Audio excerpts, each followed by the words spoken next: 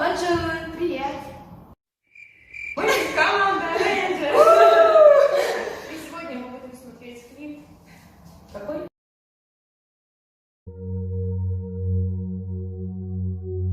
The extraordinary city of Ayodhya stands as a testament to the resilience of the world's sole surviving ancient culture.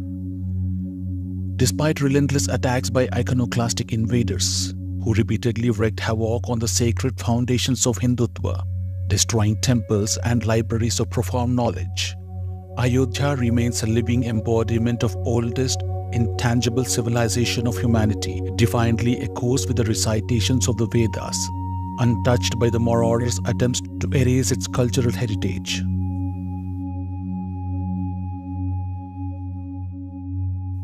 Chronicled in the ancient Sanskrit texts like Ramayana and Mahabharata as the legendary city founded by Manu, the forefather of mankind, Ayodhya stands as the capital of Ikshvaku kings, notably featuring Prabhu Sri Ram in its lineage.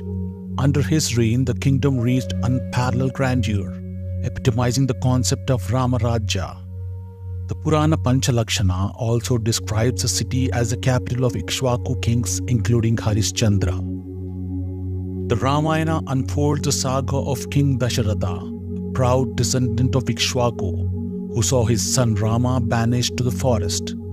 After enduring numerous trials, Rama returned to establish an ideal rule in the kingdom. Uttarakhanda recounts Rama's division of the realm into North and South Kosala, each with its capital at Shravasti and Kushavati, where he appointed his sons Lava and Kusha as rulers. Rama's departure from mortal realm, marked by entering the Sarayu river with Ayodhya's inhabitants, led to a celestial ascent at Kopratara Tirtha. King Rishabha later repopulated Ayodhya.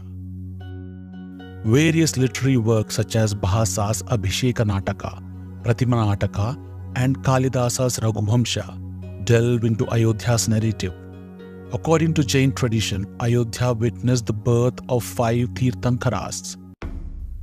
However, its rich temple-laden landscape faced upheaval when Mughal Emperor Babur ordered its demolition, replacing it with a mosque on the contested grounds where a Hindu temple once stood. In the year 1226 AD, Ayodhya became the capital of Awadh under the dominion of Delhi Sultanate. Although pilgrimage was permitted, the imposition of taxes on pilgrims curtailed the financial prosperity of the temples, leaving them deprived of a substantial income. Alexander Cunningham's word in Lucknow Gazette echoes the cries of innocent people. Mir Banki, who worked for Babur, planned a terrible attack that resulted in the deaths of over 174,000 Hindus. These brave defenders of Sri Ram temple were ruthlessly killed, and Mir Banki's cannons destroyed the revered temple. Hamilton's report in the Barabanki Gazette tells a dark story where stones from Lahore, stained with blood of Hindus, were used to build a mosque. Babur's memoirs describe the destruction of Ram Mandir in Ayodhya on the orders of Abbas Musa Ashikan Kalan. The materials from the temple were reused to build a mosque, a sad testament to the sacrilege suffered. The brutality in Ayodhya did not crush the spirit of resistance in the hearts of Hindu residents. The turmoil continued into Humayun's reign, where 10,000 Suryavamshi Kshatriya warriors from Sirisinda and Rajepur near Ayodhya fought for Ram Janmabhoomi. They destroyed Mughal structures around the temple, even breaching the entrance to the Babri Masjid. In a tragic turn, the Mughal army killed them in retaliation and destroyed the villages they came from.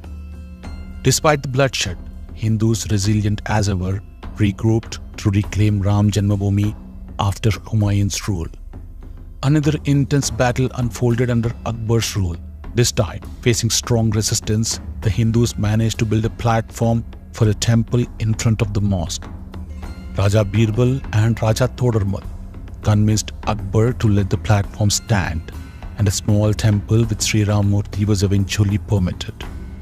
The accounts of Akbar's reign, known as Aayenge show the ongoing struggle of Hindus. The order to build platform continued under Akbar's son Nuruddin Jahangir and grandson Shahabuddin Shah Jahan, who allowed Hindu worship without interference for a while.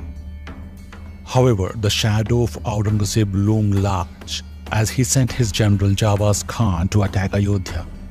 The vigilant Hindus, aware of the impending danger, protected the idol of Shree and other temple artifacts. Surrounding villages united to form a strong Hindu force to defend their heritage. Vaishnava Das, a devoted disciple of Samartha Ramadas Swami, resided at Parshuram Monastery on the Ahalya Ghat in Ayodhya, backed by 10,000 determined sadhus. Upon hearing of Jawaz Khan's assault on Rama Janmabhoomi, they swiftly united to stand alongside the Hindus in a fierce clash that unfolded over 7 intense days at Urvashi Kund. Ultimately, the Mughal forces retreated, defeated in the face of determined Hindu resistance. However, a false sense of peace prevailed until Aurangzeb renewed attack in 1664. In this brutal episode, 10,000 Hindus fell victim to Aurangzeb's cruelty, and their bodies were cast into the well to the west of the temple. After the attack, the royal army destroyed the platform of Ram Mandir and fortified the area.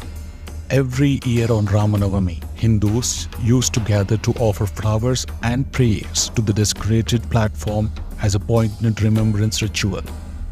The struggle continued during the rule of Nawabs in Lucknow. Attempts to reclaim Rama Janmabhoomi during Nawab Shahadat Ali's reign failed.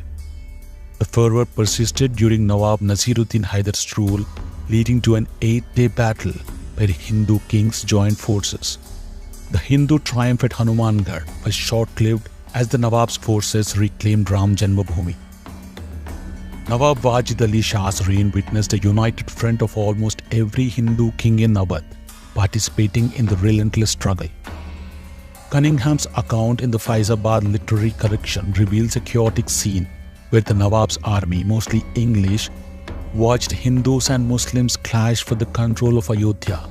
Houses, crypts and mosques crumbled during the ferocious 2-day battle, sparing neither livestock nor livelihoods. Despite their anger, Hindu warriors refrained from attacking Muslim women and children.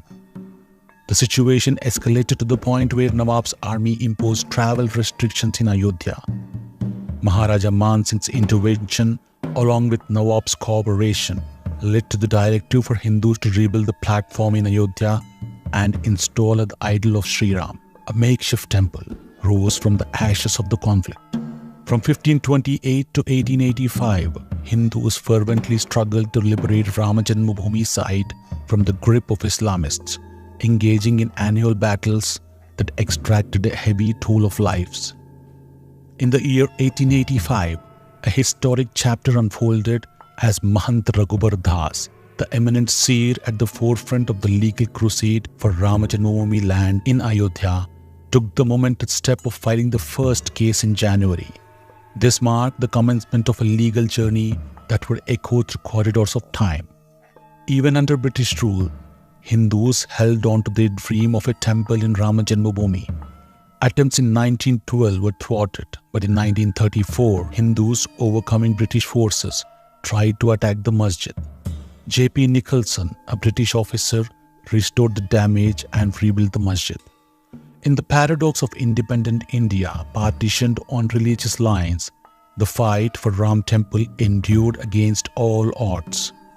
From the appearance of Lord Rama's idol in 1949 to the historic Supreme Court verdict on November 9, 2019, this journey was marked by legal battles, political upheavals, and a 500-year struggle of unwavering determination. The irony lies in the fact that Hindus had to endure such a tumultuous trial to assert their sacred space in a Hindu-majority nation. All because some leaders were reluctant to disturb the facade of secularism, who dared to challenge the existence of Lord Rama, with pseudo-historians dismissing his reality as a mere myth. These tumultuous events, from unlocking gates in 1986 to the demolition in 1992 and subsequent legal battles, carried heavy costs. Supreme Court's verdict in 2019 finally vindicated the Hindus' claims, honoring their relentless perseverance to reclaim their ancient temples, upholding their national honor. True fulfillment can only come when we stop glorifying invaders and actively work to revive the forgotten heritage. Rajadharma, the ethical code for rulers, demands the protection and relief of distressed subjects. The historic judgment of Ayodhya highlights the disgraceful role played by faceless historians who distorted our history. Yet, their attempts to influence Archaeological Survey of India failed, and ASI emerges as the unsung hero, revealing the truth's light by the grace of Prabhu Sri Ramachandra. The echoes of Ayodhya's pain and resilience should echo through ages, reminding us of the indomitable spirit that endures against all odds.